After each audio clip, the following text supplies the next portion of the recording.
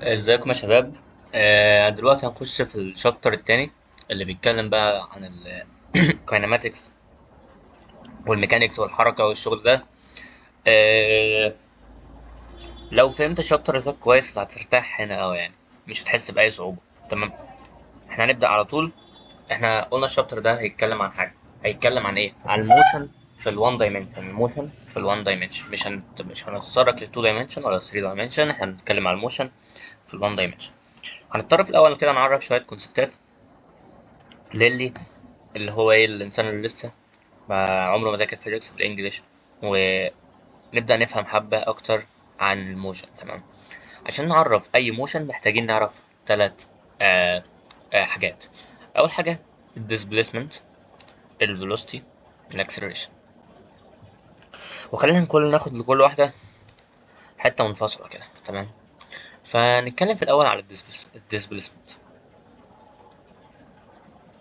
تمام، ايه هي الديسبيسمنت يا رجاله؟ الديسبيسمنت كتعريف نصي هي أقصر مسافة الجسم بياخدها عشان ينتقل من نقطة لنقطة. أقصر مسافة الجسم بياخدها عشان إيه؟ ينتقل من نقطة لنقطة. وخد بالك إن أنا بتكلم على وان دايمنشن، فإحنا مش هنتطرق للديستانس أوي، وهشرح لك الاتنين دلوقتي. تمام، عشان أعرف أحدد الديسبيسمنت لازم أنا أعمل الكوردينيت سيستم بتاعي.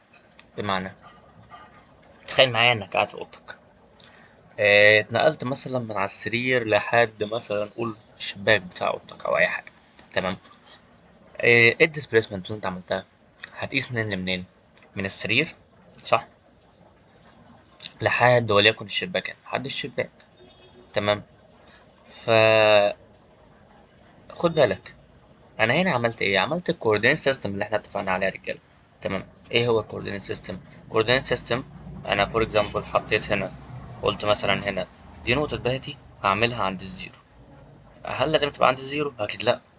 يعني مثلا اوضتك اهي يا باشا، دي كده، افترض ان دي اوضتك، وهنا سريرك وهنا الشباك بتاعك. جميل، حلو قوي. فانا ممكن اقول لك الريفرنس فريم بتاعه، او اللاين بتاعي اللي انا هقيس عليه المسافه اهو، واقول لك دي الصفر، وده اسهل لك. وبعدين تحسب المسافه اللي هنا مثلا دي 5، فاذا دي كده تبقى 5. طب لا، انا ممكن ما امشيلكش ان دي الصفر، ممكن امشي لك ان ده الصفر، واقول لك مثلا ان دي كده 2، فاقول لك مثلا ان دي كده 7. بس كده كده الديستانس هتستيل 5، فاهمني؟ فانت كإنسان لازم قبل ما تبدأ كده شغلك، تعرف يعني ايه حاجة اسمها كوردينيت سيستم اللي احنا شرحناه، وانت اللي بتحدده، انت اللي بتبدأ تعمل السكيل بتاعك، انت اللي بتقول الصفر بتاعي من هنا، الاوريجن بتاعي هنا.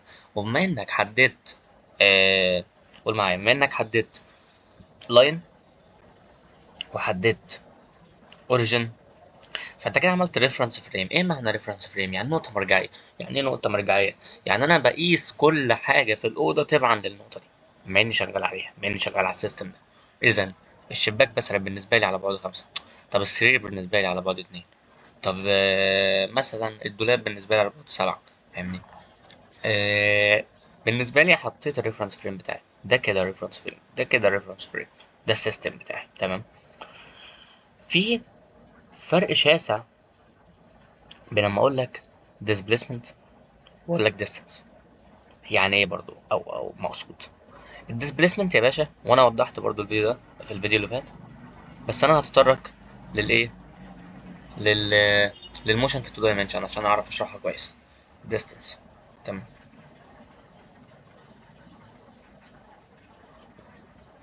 بص يا باشا، الديستنس المسافه اللي انت قطعتها، المسافه اللي انت قطعتها. انا يا انس، انا اتحركت من المسافه دي، من النقطه دي للنقطه دي. تمام، وانا قطعت كده المسافه دي. جه شخص تاني اتحرك من المسافه دي، من النقطه دي للنقطه دي، بس قطع المسافه دي. بص، احنا في الاول وفي الاخر وصلنا لنفس النقطه. تمام، او انا مثلا قطعت نفس الطريق مرتين. جميل، بس ايه برضو هي الديستانس وايه هي الديسبيسمنت؟ الديستانس هي اطول اي المسافه اللي انت قطعتها. يعني يعني ايه؟ يعني برضو الديستانس هي المسافه اللي انت قطعتها. يعني ده موضوع سهل، 3 و4، فاذا ده ب5، انا قطعت مسافه ب5. تمام، وده 3 و4، انا قطعت مسافة كام؟ 7. يبقى خد بالك خد بالك خد بالك، هنا الديستنس 7 وهنا الديستنس 5. تمام. طب ايه هي الديسبيسمنت؟ الديسبيسمنت هي اقصر مسافة ما بين النقطتين. حلو، اقصر مسافة ما بين النقطة دي للنقطة دي هي ايه؟ هي البوينت دي، هي الحتة الخط ده اللي هو الديسبيسمنت بقى، مش الديستنس. تمام. الديسبيسمنت هنفترض ليها كده هتساوي 5. طب هنا الديسبيسمنت هتساوي كام؟ اقصر مسافة كده كده انت قطعتها اصلا، هتساوي 5. طب خد بالك خد بالك، جت نقطة. الديسبيسمنت هتساوي الديستانس في حالة واحدة، لما انت تمشي من اقصر طريق، صح ولا مش صح؟ او لما انت تمشي in one dimension، لما انت تمشي in one dimension ما تغيرش مسارك. ففي الحالة دي الديسبيسمنت هتساوي الديستانس. خد بالك، الديسبيسمنت تطلع عندك حاجتين، تطلع عندك بوزيتيف وتطلع عندك نيجاتيف، بينما الديستانس ما تنفعش، هي حاجة واحدة بوزيتيف بس. طب يعني ايه انا قلت لك الديسبيسمنت تطلع بوزيتيف او تطلع نيجاتيف؟ يعني displacement vector quantity، displacement vector quantity تعتمد على الدايركشن. ما ينفعش اقول لك انا هطلع displacement 5. طب 5 فين يا باشا؟ 5 كده ولا 5 كده ولا 5 كده ولا 5 كده؟ فاهمني؟ فالديسبيسمنت لازم تقول لي انت قطعت البتاع في اي دايركشن. جميل يا رجاله، جميل جدا. طب ايه، نلعب شويه نلعب شويه. خلينا نعمل حاجه مثلا، اقول لك ان انا عم محمد عايز يتنقل من هنا لهنا. حلو. طب عمك محمد مش ازاي؟ عمك محمد قال لك بص يا باشا، انا خدت الطريق ده، انا سو سوري. قال لك بص، انا همشي كده. حلو. وبعدين من هنا هقوم جاي راجع تاني، همشي كده. جميل. وهقول لك مثلا ان المسافة دي عندي ب10، والمسافة دي عندي ب20، ب10 برضه. جميل. طب دلوقتي يا عم محمد، ايه هي ايه هي الديستانس وايه هي الديسبيسمنت؟ يلا فكروا فيها.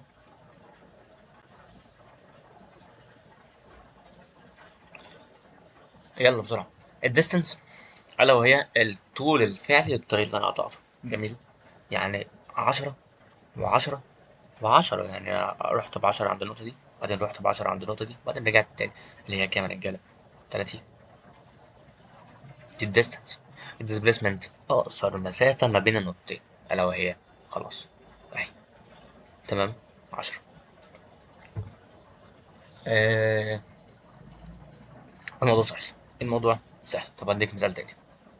هقول لك مثلا إن المرة دي بقى عمك محمود قال لك أنا عايز أتحرك من هنا، من عند البوينت دي للبوينت دي، او مش للبوينت دي بقى. اما محمود قال لك انا مشيت الطريق ده، ثواني، قال لك انا همشي الطريق ده مثلا، طخ طخ طخ طخ طخ، وبعدين هروح لنفس النقطة تاني. جميل. فكك من الديستانس عشان انا مش هقول لك على طول. انا عايز الديسبيسمنت يا رجاله. الديسبيسمنت في الحالة دي تبقى كام؟ تمام، تبقى كام؟ فكر فيها. الديسبيسمنت هي الفرق ما بين نقطة النهاية ونقطة البداية regardless الطريق. طب لو نقطة البداية هي نقطة النهاية، فالديسبيسمنت عندي بزيرو. الديسبيسمنت عندي بزيرو، صح؟ بس كده، الموضوع في غاية السهولة. يجي يحط لنا قانون يقول لك إن الديسبيسمنت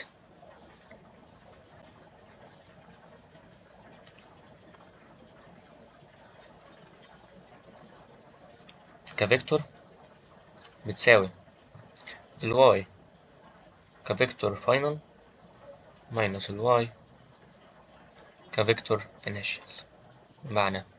بمعنى البوزيشن بتاعك في الآخر ناقص البوزيشن بتاعك في الأول. طب اديني مثال، اديني مثال. احنا بناخد الموشن على الوان دايركشن، فاحنا هنعمل اكس اكسس الريفرنس فريم بتاعي الصفر اهو.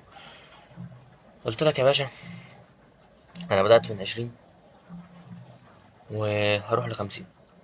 الديسبيسمنت بتاعتك كام؟ تساوي 50 ماينس 20، اللي هي بتساوي 30 في مثلا اتجاه الاي، صح كده؟ اللي هو في اتجاه الاكس. جميل يا رجالة. طب لو انا مثلا قلت لك لا، انا مشيت من 50 رحت 20، تمام؟ يعني مشيت كده، مشيت من 50 رحت 20، فاذا الفاينل او الحاجه الاخيره انا وصلت لها كانت 20 ماينس 50، تطلع لي بقى ايه؟ نيجاتيف، نيجاتيف 30 اي. صح يا رجاله؟ دلوقتي الديسبيسمنت اللي هو مشيها ده مشي في اتجاه البوزيتيف، ده مشي في اتجاه النيجاتيف، صح كده؟ يعني الديسبيسمنت ايه؟ فيكتور كوانتيتي، فيكتور كوانتيتي. وكده دمرنا الديسبيسمنت والديستانس، تمام؟ نخش بقى على سيكشن الفيلوسيتي. كذلك بقى بما اننا مشينا في الديستانس قلنا، او المسافه قلنا اللي هي ديستانس وديسبيسمنت، تعال نمشي في الفيلوسيتي ونقول ان هي برضه، نقول ان هي ايه يا رجاله؟ يلا، حد عارف؟ نقول ان هي سبيد، ونقول ان هي فيلوسيتي. ونفس الفرق ما بين الديستانس والديسبيسمنت هتلاقيه موجود في السبيد والفيلوسيتي. السبيد سكيلر كوانتيتي، يعني محتاجين بس ماجنتيود، بينما الفيلوسيتي فيكتور كوانتيتي، يعني محتاجين دايركشن. السبيد تعتمد على التوتال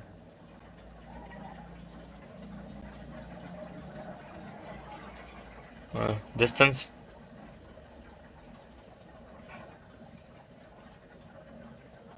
يعني المسافة الكلية، بينما الفيلوسيتي تعتمد على الديسبيسمنت.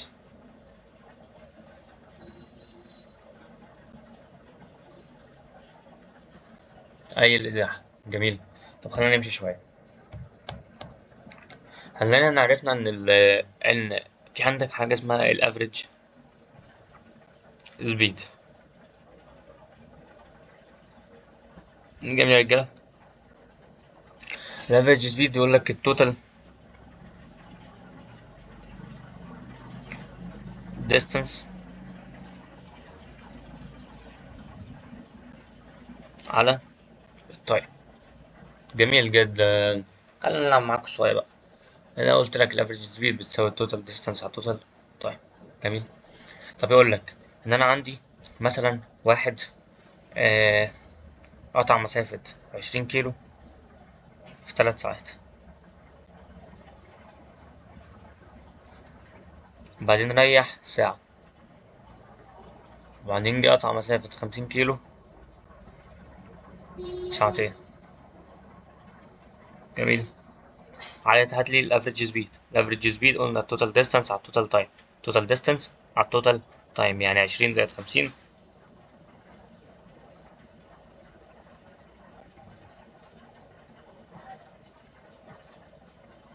على التوتال تايم اللي هو كان بقى رجالة 3 و2 والساعة اللي رايحة معانا، فإذا 6. شوف النتيجة هتطلع كام. جميل. مثلا أقول لك واحد، ركز بس معايا، مشي 20 كيلو بسرعة 20 كيلومتر في الساعة، وبعدين قعد ساعة ريح كده، بعدين مشي بسرعة 30 كيلومتر في الساعة لمدة 3 ساعات. يا رجالة وروني يلا، حد يلا يطلع كده ويورينا يعمل ايه. عاوز الافريج سبيد. يلا، حد يقدر ولا نبدأ نحل؟ تمام. الافريج سبيد يا رجالتنا هي، قلنا التوتال ديستانس على التوتال تايم، لازم يبقى معايا ديستانس ولازم يبقى معايا تايم. معايا فيلوسيتي، الكلام ده ما ينفعنيش، الكلام ده ما ينفعني، الكلام ده ما ينفعنيش. عشان اطلع التايم من الفيلوسيتي هضرب في التايم اليمادي واليمادي واقسم على السبيد، تمام؟ فهيبقى التايم هنا في الفترة دي، هتلاقي التايم تساوي الديستانس على الفيلوسيتي او الديستانس على السبيد اللي هي 20 على 20 بواحد ساعة، ومعاك التايم التاني فل الفل. طب انا هنا معايا التايم ومعايا الفيلوسيتي، هطلع الديستانس تمام بتساوي ايه يا رجالة؟ التايم في السبيد، التايم في السبيد يطلع لي الديستانس، فإذا 30 في 3 90. جميل جدا. كده أنا معايا كل حاجة أنا عايزها. معايا إذا الفي اللي هنا في الحالة التانية دي هتساوي يا رجالة، هتساوي 90 زائد 20. دي كده توتال ديسبيسمنت. توتال تايم واحد وواحد و3 ساعات، يعني بتتكلم في 5. بس كده شوف النتيجة هيطلع كام. جميل. الموضوع حلو وبسيط يعني. تمام. خلينا نبص على السؤال الخفيف ده. بيقول لك ايه يا عم؟ والله ما بيقول لك ايه، مش فارقة.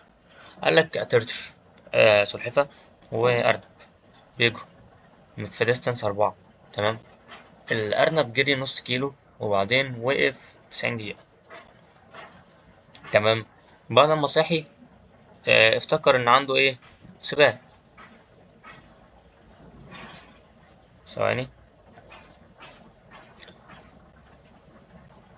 افتكر إن عنده سباق فجري twice as fast.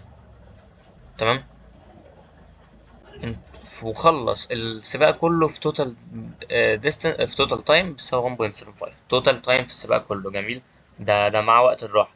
يعني خد بالك، أنا عايز أفهمك حاجة. إن هو جري 1.75 ماينس 90 على 100 اللي هي 1.5. يعني جري بالظبط ربع ساعة. أنت فاهم معايا ولا إيه؟ ده التايم اللي هو جري فيه. تمام. هو بقول لك إن هو جري التوتال توتال السباق كله في 1.75 اور، وكان مريح منهم 90 مينت اللي هو ساعة ونص. تمام. فهو جري بالظبط ربع ساعة.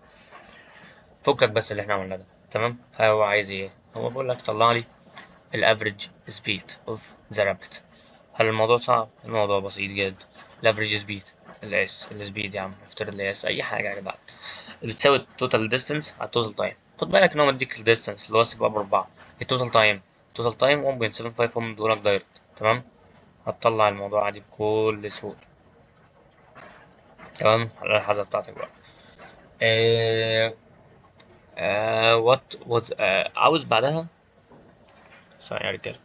What was the average speed before he stopped for a nap؟ تمام. ايه ال average speed before he stopped for a nap؟ ركز معايا، ركز معايا. التوتال تايم قلنا ان هو 1.75.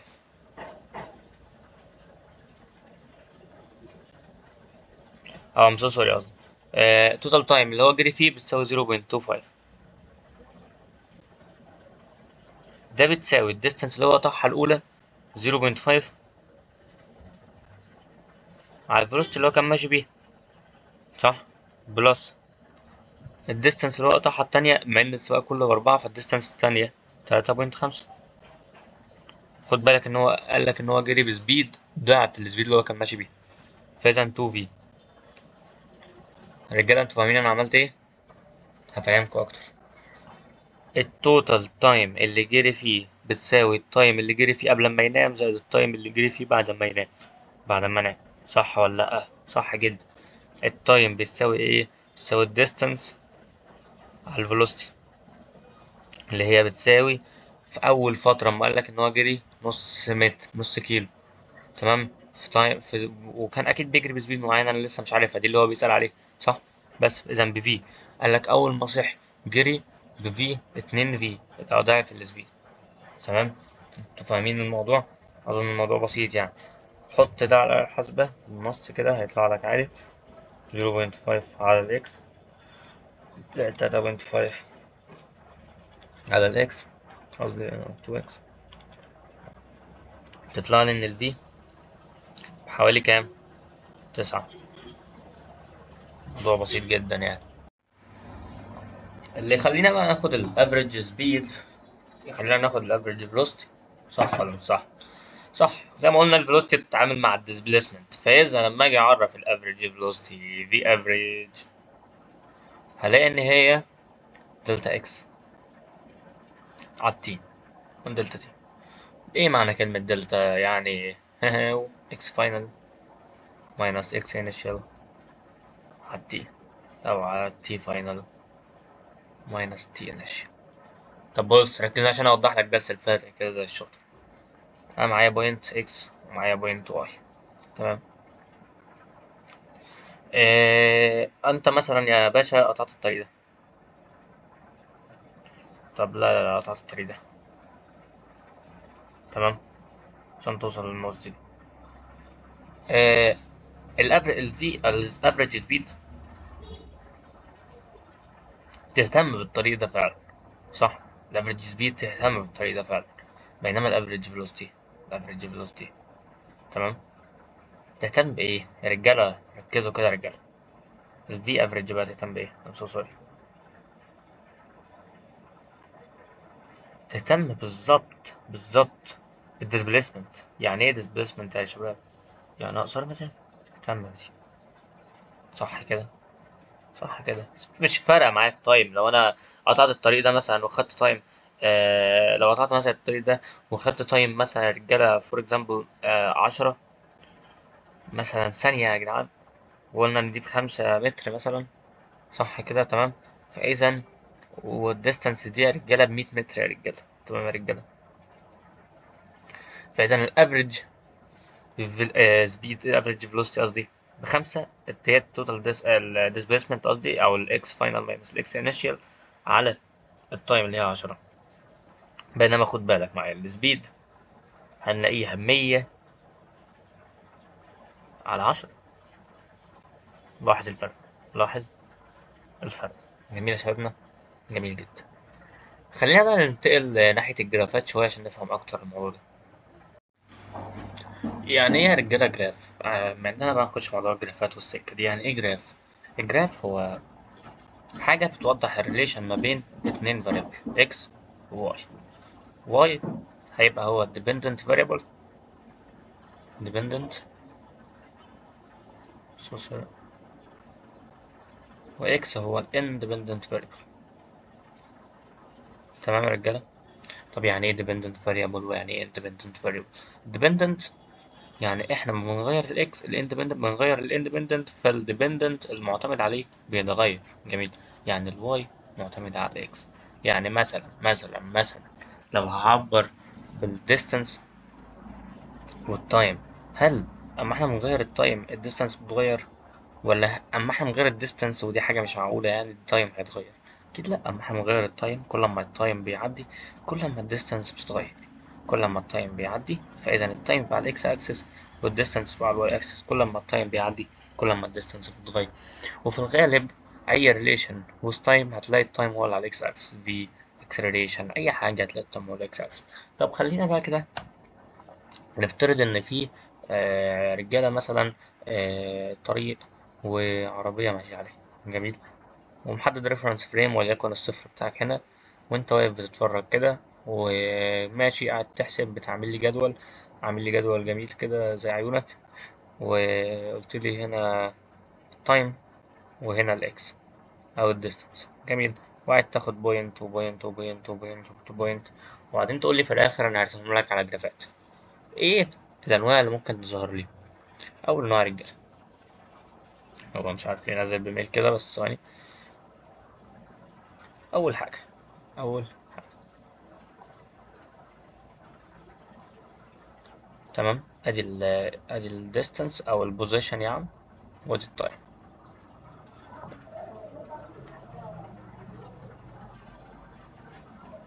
ادي البوزيشن وادي التايم. ادي البوزيشن وادي التايم. جميل يا رجالتنا، جميل. اول كيس ممكن تحصل معايا ان الاقي البتاع عامل كده. جميل. خط مستقيم كده عند بوينت معين. ده معناه ايه؟ ده معناه انك كل ما تاخد البوزيشن عند تايم معين تلاقيه باتنين. يعني ايه برضه؟ يعني انا واقف هنا والعربية واقفة على بعد 2 متر مني، 2 أي حاجة، وكل لما التايم يعدي العربية لسه في مكانها، فإذا العربية اتريست، إذا الفيلوسيتي بزيرو. في الحالة دي الفيلوسيتي بزيرو، صح؟ جميل جدا.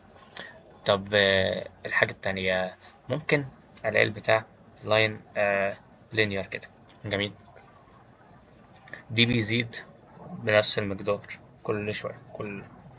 يعني مثلا لو عملنا هنا 2 4 6، نلاقي دي 1 2 3 4، من الاخر السلوب او الميل ثابت. يعني لو خدت سلوب عند البوينت دي هو السلوب عند البوينت دي هو السلوب عند البوينت دي.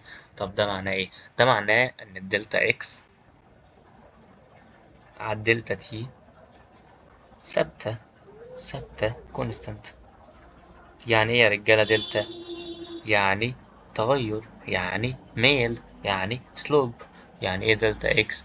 يعني التغير في البوزيشن اللي هي 2 ماينس 1 مثلا في الانترفال ده على 4 ماينس 2 تديك كام؟ 1 على 2. طب بص، 4 ماينس 1 يا رجالة بكام؟ ب3. 6 ماينس 2 يعني هي الرسمة هنا مش بيرفكت تمام، بس اللي عايز اوصله لك ان التغير في ال في ال position with respect to time is constant. إذا ال V constant value، ال V constant value. طب لو جيت تعرف ال V average بطريقة تانية بدل دلتا X على دلتا T، تقول اللي هو السلوب بتاع اللاين من السلوب اوف لاين بتاع الإكس والتايم. جميل يا رجالتنا؟ جميل. الموضوع سهل، الموضوع سهل وبسيط، وبتبقى linear لما ايه يا رجالة؟ بتبقى linear لما السلوب بيبقى ثابت، لما السلوب بيبقى ثابت. طب ركز معايا بقى، احنا خدنا اللينير وخدنا الكونستانت اللي ما بيتحركش. طب ليه دي كونستانت؟ لان السلوب بتاع الهوريزونتال لاين بكام يا رجاله؟ السلوب بتاع الهوريزونتال لاين بكام يا رجاله؟ بزيرو. اذا الافريج فيلوسيتي برضه بزيرو. طب بص كده بقى معايا، لو عملنا البتاع شكلها عامل كده، هل الاسلوب ثابت؟ لا. طب ليه؟ طب اثبت لي. بص ركز معايا، الاسلوب عند البوينت دي اهو عامل كده. طب الاسلوب عند البوينت دي واقف كده، وهنا عامل كده، وهنا عامل كده. طب وهنا كده، وهنا كده، وهنا كده. هل الاسلوب ثابت؟ لا، الاسلوب بيتغير كل شويه. اذا اذا اذا لو خدنا اي 2 بوينت هنلاقي الدلتا اكس على الدلتا دي حاجه variable. جميل يا رجالة. يعني مثلا عايزين نجيب الفي افريج من البوينت هنا للبوينت دي، هنلاقي الاسلوب عامل ازاي يا رجالتنا؟ هنلاقي الاسلوب بالمنظر ده كده. جميل. طب لو عايزين نجيبه من ال مثلا وخد بالك انا عايزك تركز معايا، احنا قلنا الاسلوب هو ايه؟ الاسلوب هو ايه؟ هو الفيلوسيتي. الاسلوب لما في البوزيشن والتايم هو الفيلوسيتي. لو عايز اجيبه من البوينت دي للبوينت دي هلاقيه عامل ازاي يا رجاله؟ هنلاقيه برضو بالمنظر ده كده. يعني مش هو خالص. طب بص، لو انا عايز اجيب التوتال افريج فيلوسيتي يا عم، الافريج فيلوسيتي من الزيرو لحد يا رجاله اخر الرحله بتاعتي، هنلاقيها عامله ازاي؟ هنلاقيها عامله كده. طب ده كده الاسلوب انا بتكلم. بس الاسلوب هو ايه يا رجاله؟ هو دلتا اكس، هو دلتا واي قصدي، الديستانس دي على الدلتا اكس دي، صح كده؟ بس فاهمني؟ فهو ده الاسلوب. فالافريج فيلوسيتي هتلاقيها بتتغير. اي من الاخر ان الفيلوسيتي مش ثابته، الفيلوسيتي مش ثابته. يعني الجسم بيقطع ديستانسز مختلفه في نفس الوقت. يعني مثلا في الثانيه الاولى ممكن يكون قطع 5 متر، الثانيه الثانيه ممكن يكون قطع 10 متر، الثانيه الثالثه نلاقي قطع 13 متر. هنا في الثانيه الاولى يقطع 1 متر، في الثانيه الثانيه يقطع 1 متر، في الثانيه الثالثه يقطع 1 متر. فاهمني؟ هنا ما بيقطعش حاجه، وفي الثانيه الاولى زيرو، في الثانيه الثانيه زيرو، في الثانيه الثالثه زيرو. تمام تمام. ما تخليش الدنيا تخش معاك في بعضها. هنا ولسه هنقدم الكونسبت ده، الاكسلريشن هنا في الحته دي بزيرو، اي التسارع بتاعها بزيرو. هنا الاكسلريشن مش بزيرو، مش بزيرو. تمام يا رجاله؟ الاكسلريشن ليها فاليو، لان عشان الفلوسيتي تتغير لازم البتاع يبقى ليه اكسلريشن، لازم البتاع يبقى ليه اكسلريشن. وده يقدمنا لكونسبت جديد اسمه الانستنتينيوس فيلوسيتي. فركز معايا كده عشان هناخد شويه كالك خفيف كده ينشط دماغك. جميل. الانستنتينيوس فيلوسيتي بمعنى السرعة اللحظية، عند لحظة معينة السرعة بتاعتي عاملة ايه؟ بص يا باشا، أنا آسف، بص يا أخويا، الواي والإكس، هنا التايم وهنا البوزيشن. جميل يا رجالتنا؟ جميل. وهنا الإكس عادي. تمام، حلو. هي آه أنا مثلا هعمل اللاين ده كده. قلنا يا رجالة السرعة حاجتين، لا الفي افريج لا الفي انستنتينيوس. الفي افريج من أول الرحلة لنهايتها، وده مثلا من اول الرحله لنهايتها، قول مثلا من اول هنا لحد هنا. الفي افريج بتساوي السلوب بتاع اللاين ده. يعني ايه السلوب يا رجاله بتاع اللاين ده؟ يعني دلتا اكس، دلتا اكس اللي هي الحته دي، على الدلتا تي اللي هي الحته دي. جميل يا شباب، جميل. يعني دلتا اكس على الدلتا تي يديك ايه؟ الافريج فيلوسيتي. طب بقى ركز معايا، ركز معايا. حلو. لو عايز اجيب حاجه اسمها الانستنتينيوس فيلوسيتي، الفيلوسيتي عند بوينت معين، بعمل ايه؟ بعمل ايه؟ بقعد بجيب بوينت قريبه منها قوي قوي قوي قوي، واقعد اقربهم من بعض. ثواني، هو الموضوع برضه محتاج كالك، محتاج تبقى فاهم كالك. جميل. حاجه كالك بسيطه. لو انا عايز احسب يا رجاله، لو انا عايز احسب السلوب بتاع حاجه، ايه الريكويرمنتس او الحاجات اللي انا بحتاجها عشان احسب سلوب؟ عشان احسب سلوب محتاج ايه؟ محتاج 2 بوينتس، محتاج 2 بوينتس. ليه يا رجاله؟ ليه؟ لان السلوب يا رجاله زي ما احنا عارفين بتساوي y1 ماينس y2 ماينس 1، ايوه مش فارقه، ماينس y2 على x1 ماينس x2. جميل يا رجاله. يعني انا محتاج يبقى معايا x1 ومعايا x2 ومعايا y1 ومعايا y2. وده بيدخلنا لحته اسمها الليميت، يدخلنا لحته اسمها الليميت. علشان احسب السلوب عند بوينت معينه هحتاج يعني ايه؟ اقعد اقرب الاتنين بوينت دول من بعض. يعني هحط بوينت هنا وبوينت هنا، واقعد اقرب الاتنين من بعض لحد ما الدلتا تي تبقى بص يعني قريبه من الزيرو بحاجه، لحد تبقى 0.0000001. فاهمني؟ فده بيدينا لو حته اسمها الليميت، ليميت اللي هي كانت النهايه. في لو كنت بتذاكر العربي يعني، عند التي بتابروتش الزيرو، لما دلتا تي قصدي تابروتش الزيرو. ليه بقى يا رجاله؟ ليه يا رجاله؟ لدلتا اكس على الدلتا تي. صح كده؟ ده ايه بقى اللي انا عملته ده؟ انا خليت يعتبر خدت 2 بوينتس بس خليت يعني المسافه اللي ما بينهم حاجه كده قريبه من الزيرو قوي. تمام. فانا خلاص لما اجي اجيب السلوب، خلاص جبت السلوب عند بوينت فعلا. طب يعني ايه بقى يا رجاله السلوب عند بوينت؟ السلوب خدناه بالظبط هو الفي انستنتينيوس. طب ثواني، يعني ايه ليميت اما تي تساوي، اما تي تندس تو زيرو او تي تقرب للزيرو للدلتا اكس على الدلتا تي؟ ده بتساوي الفي انستنتينيوس بتساوي الديريفاتيف بتاع اكس على دي تي. حتة كالكة يا رجالة، بس هناخدها كده شوية لحد اما ايه، لو عرفنا نعمل كورس الماس. جميل، جميل جدا. طب انا يا رجالة عايزك تاخد بالك معايا في حاجة.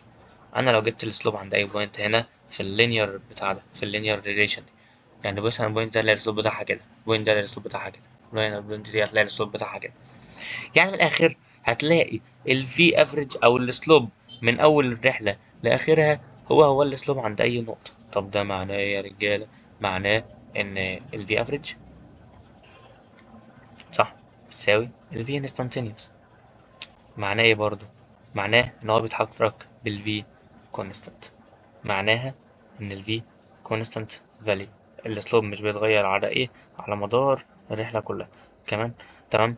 والاكسلريشن بتساوي زيرو. لسه هنقدم الكونسيبت بتاع الاكسلريشن. جميل يا رجالة، جميل جدا. والله بقى يا رجالة لما نوصل للمستوى ده احنا نعلى بالمستوى شوية، يعني مش هينفع يعني نقف لحد هنا. حلو جدا.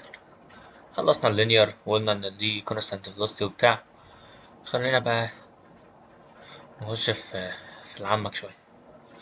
تمام. وهديك كيرف عامل كده ما بين الاكس والتي يا رجالة، وقلنا ان الدي اكس باي دي تي، او زي ما احنا بنقول يعني السلوب بيساوي الفيلوسيتي. هنا احنا شايفين زي ما احنا شايفين الاكس بتتغير ماشي على مسافات متساوية من الايه، التايم. جميل. فاحنا يا رجالة لو خدنا السلوب الافريج فيلوسيتي من اول رحلة لاخرها هنلاقيه بالمنظر الجميل اوي ده. حلو جدا يا شباب، جميل جدا. طب لو بقى يا رجاله عاوزين نقلب الموضوع شويه واجيب السلوب انستنتينيوس فيلوسيتي. بقى انستنتينيوس فيلوسيتي عارفين ان هو عند بوينت معين. هل ده انا مثلا عند البوينت دي طب مثلا عند البوينت دي اهو. طب مثلا يا رجاله عند البوينت دي اهو، عند البوينت دي، وانتوا بقى فاهمين. هل السلوب هنا متساوي؟ هل يا رجالة بوجهة نظر تانية لو انت مش فاهم يعني ايه سلوب، هل الزاوية دي ما بينهم هنا قد الزاوية دي، قد الزاوية دي، قد الزاوية دي؟ لا اكيد لا يعني. فاذا ال V variable، ال V variable، ال V variable يعني ال V بتتغير يا رجالة، ال V مش حاجة constant، ال V بتساوي variable. اذا يا رجالة الاكسلريشن فعلا موجودة، مش هقدر اقول ان هي بزيرو، بس برضه ما اقدرش اقول هي constant ولا variable يعني كمان. جامدين، لاننا هنفهم الموضوع ده لسه في الوقت اللي جاي. دي حاجة كويسة جدا. إيه، بص بقى، يعني بما اننا وصلنا لهنا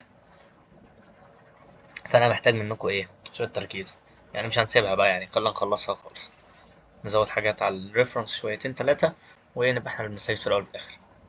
بص يا شباب، فكك من اللاين وخلينا نتكلم في الديريفاتيف حبتين، وهناخد بيزكس بس، بيزكس مش اكتر، تمام؟ لو انا قلت لك ان واي بتساوي الاكس، في المقابل قلت لك واي بتساوي اكس كيوب، في المقابل قلت لك ان واي تساوي اكس باور 100.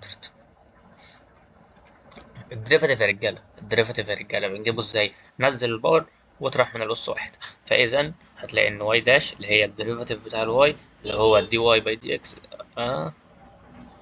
تمام يا شبابنا، بيساوي كام يا رجاله؟ نزل الباور يبقى واحد، اطرح من الباور واحد، يعني إكس باور زيرو، يعني بتساوي واحد، يعني بتساوي كونستانت. ركز معايا هنا بس، ركز معايا هنا، كونستانت، الواحد كونستانت، يعني من الآخر مفيش حاجة، مفيش فاريبل جنبه، مفيش إكس جنبه. جميل. طب بص واي بتساوي اكس كيوب، فاذا دي واي باي دي اكس، نزل الباور تلاتة، اطرح من الباور واحد، اكس سكوير. طب بص، واي بقى اكس بار 100 تساوي 100 اكس بار 99. دي البيزكس ومش هزود عن كده. جميل. بس بعد ما خدنا البيزكس خلينا بقى نتجه تاني لموضوعنا، نتجه تاني لموضوعنا. احنا خدنا زي ما احنا شايفين كده اكس وتي، قلت لك يا باشا دي linear relation. يعني ايه linear relation؟ يعني اللي انا عايزك تجوت فروم ات، يعني الواي بتساوي some constant وليكن c في الاكس. صح يا رجاله؟ صح يا رجاله؟ الموضوع مفهوم. واحنا قلنا ان الديريفاتيف بتاع الدلتا اكس، او خلينا بقى نكتبها من في الفاريبل بطريقه الفاريبل الموجوده، تمام؟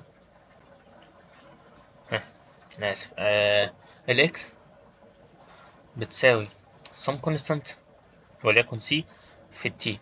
بمعنى بقى يا رجاله، معنى ان انا لو عدت عن التي واحد هيطلع لي هنا c، ولو عدت عن التي اتنين هيطلع لي هنا 2 سي، ولو قعدت عن السي بتلاتة هيطلع لي هنا 3 سي. تمام، حلو جدا. يعني انا بالنسبه لي الفانكشن اهي، وانا قلت لك من 3 ثواني بالظبط دي اكس باي دي تي بتساوي الفيلوسيتي الانستنتينيوس. صح يا رجاله؟ طب هات لي الديريفاتيف بتاعت الفانكشن دي with respect to the time. انا المره اللي فاتت لما اديتها لك واي واكس، فانت كنت بتجيب لي الفانكشن بتعمل ديريفاتيف للواي بالنسبه للاكس. انا المره دي بقول لك هات الديريفاتيف للاكس بالنسبه للتي، يعني هي اياها، يعني هتنزل الباور بتاع التي، فاذا بتساوي التي سي في واحد اكيد باور تايمز تي باور زيرو اللي هي ب 1. جميل يا رجاله، فاذا دي اكس باي دي تي بتساوي سي، وانا عايزك تاخد بالك ان ده كونستنت، ده كونستنت. هتفهم قصدي حاجه. طب انا اديتك بقى الفانكشن بالمنظر ده، قلت لك دي تي ودي اكس ودي الفانكشن بتاعتنا، قلت لك ان الاكس بتساوي يا رجاله مثلا تي كيوب على طول. ماشي، حلو جدا يا شباب. فاذا رجاله دي اكس باي دي تي الا وهي الفي انستنتينيوس بتساوي 3 تي تربيع. يعني يا شبابنا، يعني دلوقتي اللي انا قصدي اقوله لك ان دلوقتي الفي انستنتينيوس بتتغير مع التايم. يعني انت لو عدت عن التايم بواحد هيطلع لك فيلوسيتي، لو عدت عن التايم باتنين هيطلع لك فيلوسيتي تانية خالص، لو عدت عن التايم بتلاتة هيطلع لك فيلوسيتي تالتة خالص، بأربعة كذلك. فإذا الفيلوسيتي بتتغير، فاهمني؟ وهنا لو عدت على التايم بواحد هيطلع لك فيلوسيتي بسي، عدت على التايم باتنين هيطلع لك فيلوسيتي بصفر. 3 سي 4 سي، يعني الفيلوسيتي ثابتة، الفيلوسيتي از كونستانت. تمام تمام يا رجالة، حلو جدا. هنا الفيلوسيتي از نوت كونستانت. طب نضرب مثال بقى، نضرب مثال. تمام. بما اننا وصلنا الليفل ده، اقدر اقول لك ان اكس مثلا بتساوي 4 تي باور 4 ماينس 3 تي باور 3 يا شباب. هو انا كباشا بقول لك هات لي الفيلوسيتي، انا بسألك على الفيلوسيتي عند التايم بتساوي مثلا يا شباب 2. ماشي يا رجالة، انا عايزها.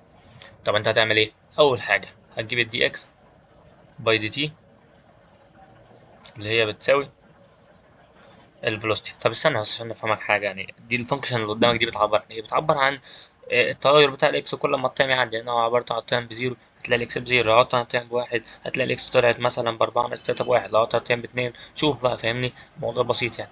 الفي بقى بتساوي ايه؟ 16 تي باور 3 ماينس 3 في 3 ب9 تي سكوير. بس يا شباب هتعوض في الفانكشن دي على تي ايكوال مثلا خلي تي 1 عشان اسهل المسؤول العملية شوية. تي ايكوال 1 هتلاقي البتاع 16 ناقص 9 بكام يا شباب؟ 5. شفت؟ موضوع سهل وبسيط، موضوع سهل وبسيط.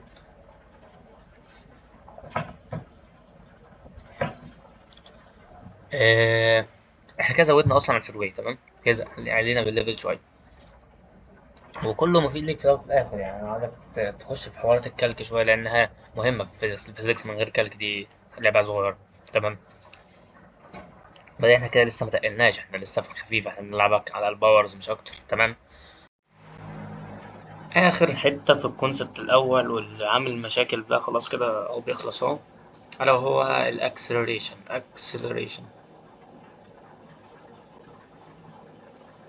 ودي المسؤولة عن كل حاجة في الحركة، أو اللي هي أنت خدتوها بالعربي قبل كده اللي اسمها العجلة. طب تمام تمام، إيه الحلاوة دي؟ هل انت يا باشا لما بتمشي في عربيتك بتفضل ماشي بسرعة كونستنت؟ أكيد لأ، يعني شوية هتسرع، شوية هتبطأ، شوية هتقف، شوية تمشي بالراحة. هي دي الأكسلريشن مسؤول عن التسارع ومسؤول عن عن إنها تبطأ العربية بتاعتك. جميل يا حبي، حلو جدا. الأكسلريشن كبيزك قانون كده بتساوي الدلتا في على الدلتا تي. يعني ايه دلتا رجالة؟ لسه واخدينها حالا، إن هي في فاينل ماينس الفي انيشال على التايم فاينل ماينس التايم انيشال. جميل يا رجالة، حلو جدا. طب يا رجالة أنا دلوقتي قلت أنا ماشي بعربية، كنت ماشي بسرعة 5 متر في الثانية، وصلت لسرعة 15 متر في الثانية. الأكسلريشن بتاعتي بكام؟ 15 ماينس 5 على الاتنين مثلا، قلت لك في ثانيتين مثلا يا رجالة، ثانيتين إذا 5 متر بير سكند سكوير. لازم انت كواحد بتاع فيزياء تبقى عارف اليونتس دي بالنسبة لك حاجة أساسية. تمام، حلو جدا يا شباب مصر. خدنا الاكسلريشن، خدنا بتتجاب ازاي. ناخد ان الاكسلريشن فيكتور كوانتيتي.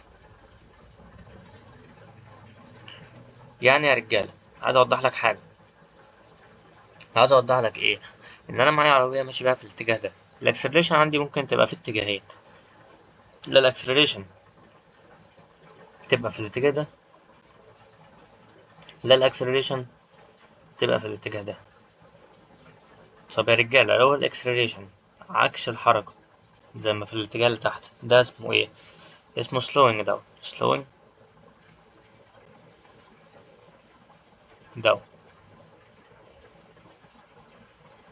طب لو الاكسلريشن، يعني هو كده بيبطأ، يعني لو الاكسلريشن بقى يا باشا مع اتجاه الحركة بس speeding up، يعني بيسرع.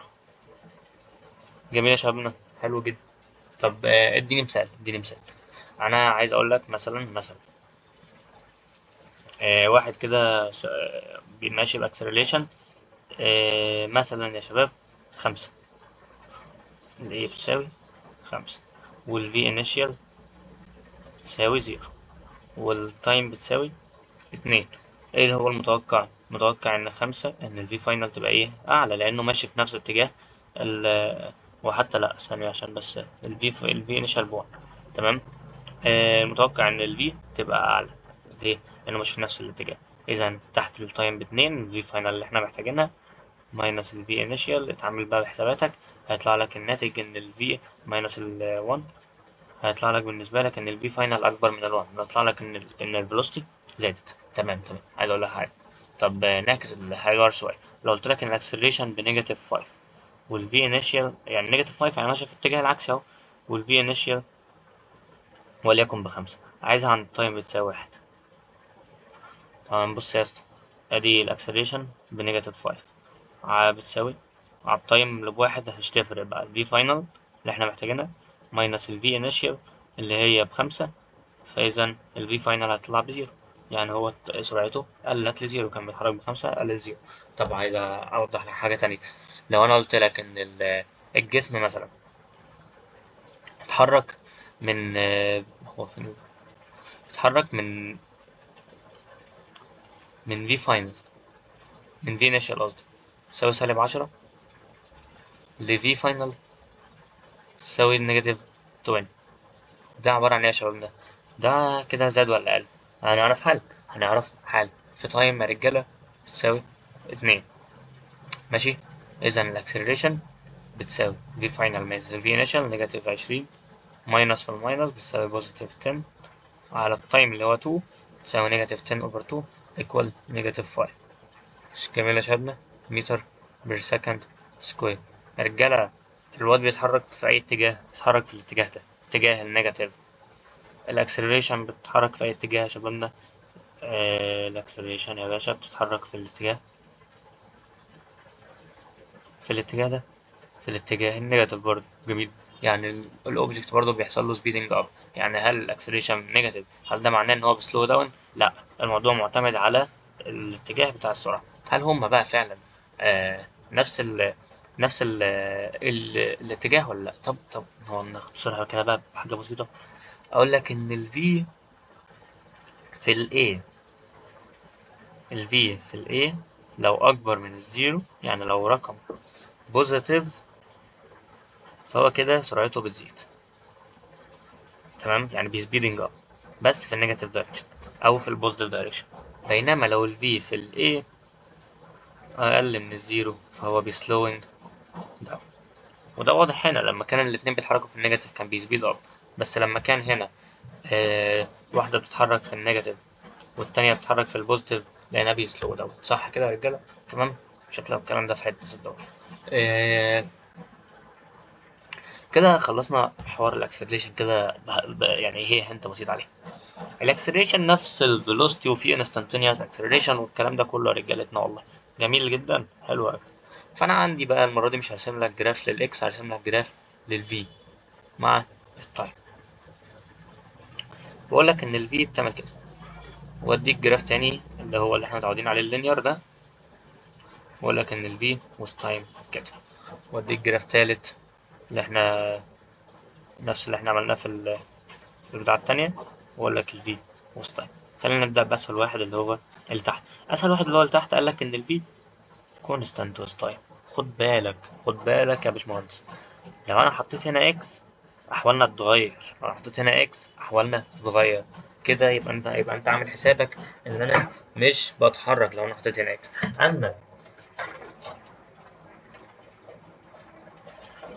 اما بما ان هنا في، فانا كده بتحرك، بس بتحرك بكونستانت فيلوسيتي. يعني انا دلوقتي تركز معايا بس، لو جيت اطلع الاكس جراف بتاع ده هلاقيه عامل كده. هلاقيه عامل ازاي يا رجاله؟ الاكس جراف بتاع الكونستانت فيلوسيتي عامل ازاي اهو؟ اكس تي. تمام يا شبابنا. حلو. وخلينا نوضحها عليه احسن بحيث ان احنا ايه نبقى عملنا اللي علينا وزياده. جميل. ادي ادي البدايه. جميل يا رجاله. طب عايز اوضح لك حاجه، جميله جدا. الفاليو اللي هنا اللي هي وليكن دي سي، الفاليو دي بتساوي إيه يا رجاله؟ الفاليو دي بتساوي يلا فكر فيها كده على السريع. الفاليو دي بتساوي السلوب، صح؟ مش انا قلت لك ان السلوب بتاع الاكس والتايم بيديك الفيلوسيتي، بيديك الكونستانت بتاع الفيلوسيتي. تمام يا شباب. ادي اول جزء ان هو بيتحرك بكونستانت فيلوسيتي. جميل، حلو قوي. طب تاني جزء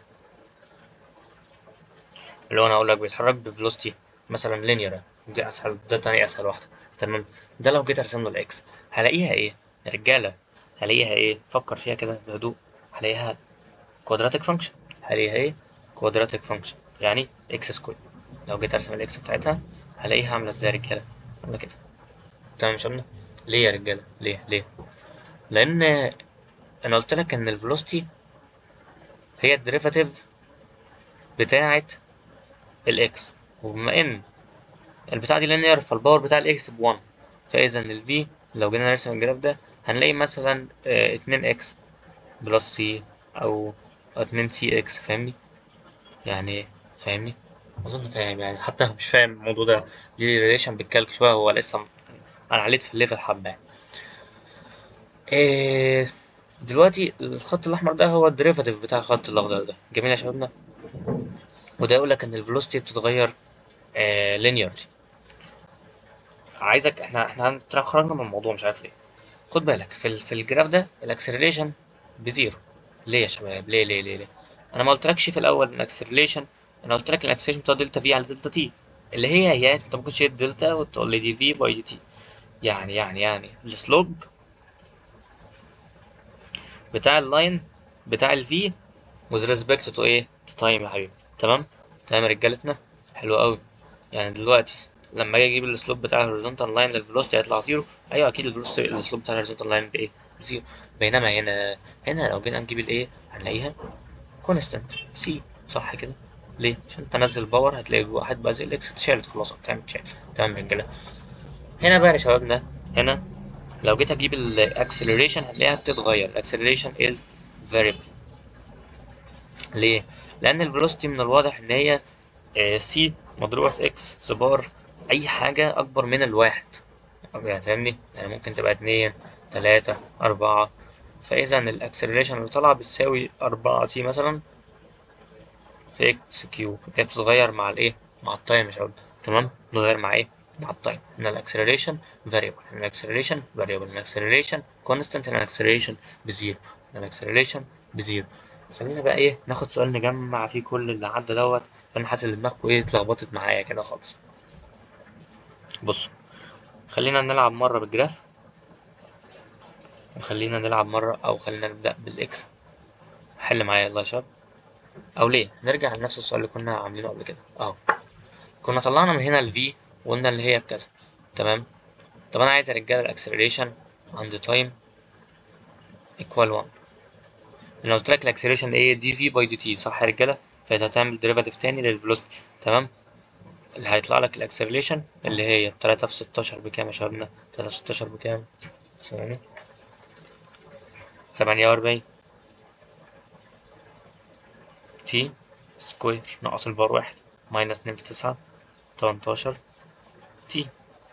بص يا رجالة، جبنا عند التايم بواحد، إذا عند التي ايكوال 1 هتلاقي يا شباب الاكسلريشن بكام؟ 48 ماينس 18 30 متر بير سكند سكوير. عايزك تسيستم دماغك بقى كده على حاجة معايا. تمام يا شبابنا؟ تمام. فكر معايا كده. لسه ما دخلناش على الانتجريشن، ممكن نعملها في آخر الفيديو كده، بس مش بلاش دلوقتي خالص. أنا هديكوا 3 فانكشنز، اعرف الرسومات في دماغك لأنها تفيدك. أول واحدة دي بتعبر عن الإكس كيو، دي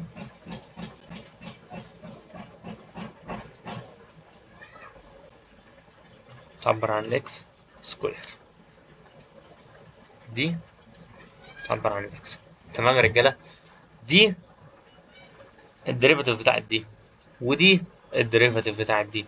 جميل يا شبابنا؟ جميل. حلو قوي. يعني أنا عايزك تشوف اللينير فانكشن تعرف إن ده إكس، وتعرف إن الديريفاتيف بتاعه حاجة اسمها كونستانت فانكشن السلوب بتاعها بزيرو. عايزك تشوف دي تعرف ان الديريفاتيف بتاعها حاجه اسمها لينير فانكشن، انا رسمها لك في الناحيه التانيه. عايزك تشوف الكيوبيك تعرف ان دي الديريفاتيف بتاعها اسمها ايه؟ كوادراتيك فانكشن، ودي الديريفاتيف بتاعها اهو، وده الديريفاتيف بتاعها اهو. تمام يا شباب؟ خليك فليكسبل مع الاسئله عشان الاسئله ما تزعلكش. حلو قوي. حلو. طب انا طب انا عايز العب بيك شويه، عايز اقول لك كلمه مثلا. ها، لو قلت لك هنا اكس البوزيشن والتايم، وقلت لك ده كده البتاع ده بيتحرك باكسلريشن كام؟ تقول لي ده لينير، يعني انت عايز تنزلها للديريفاتيف الاول عشان تطلع لي الفيلوسيتي، هيطلع لك الفيلوسيتي كونستانت بسي. ليه؟ لان دي لينير الفيلوسيتي بتاعتها، اذا الفي والتي كونستانت. هتيجي تطلع الاكسلريشن يا عيني هتلاقيها بزيرو. صح يا رجاله؟ عشان السلوب بتاع هوريزونتال لاين بكام يا رجاله؟ بزيرو، صح؟ اذا الاكسلريشن بزيرو، اذا المفروض تكون طلعتها في دماغك الفي بتساوي كونستانت. تمام يا شبابنا؟ طب انا عشان رايك شويه واقول لك ان ده سوري، واقول لك ان ده كوادراتيك فانكشن، واقول لك ان دي اكس سكوير. تمام. وهنا اكس وهنا تي. لو عاوزك تطلع لي الفي تقول لي الفي ايه؟ الفي linear related with time، يعني بتتغير linearly with time. جميل، يعني الفي برضو variable. بس انا عايز اقول لك حاجه، ان الفي بتتناسب مع التي، وهنا الاكس بتتناسب مع التي سكوير. هتنزلي الباور كمان واحده هتلاقي ان الايه بقت كونستانت، اللي هي بتتناسب مع تي باور زيرو، بتتناسب مع الواحد، يعني هي كونستانت من الاخر. جميل يا شبابنا؟ حلو جدا. هعلى بيك اخر مره واقول لك مثلا ان ركز معايا، ان الاكسلريشن كده، صح؟ اعكس دماغك بقى، اعكس دماغك معايا كده. الاكسلريشن بكونستانت، الاكسلريشن بكونستانت يعني الفيلوسيتي الفي بتتغير ايه يا رجاله؟ بتتغير لينير. الفيلوسيتي بتتغير ايه؟ لينير، بتتغير كده. صح ولا مش صح؟ لان الديريفاتيف او السلوب بتاع ده يديك ده، صح ولا مش صح؟ بس كده. طب الاكس يا رجاله بتتغير ايه؟ انا قلت لك ايه اللي الديريفاتيف بتاعتها تديك لينير.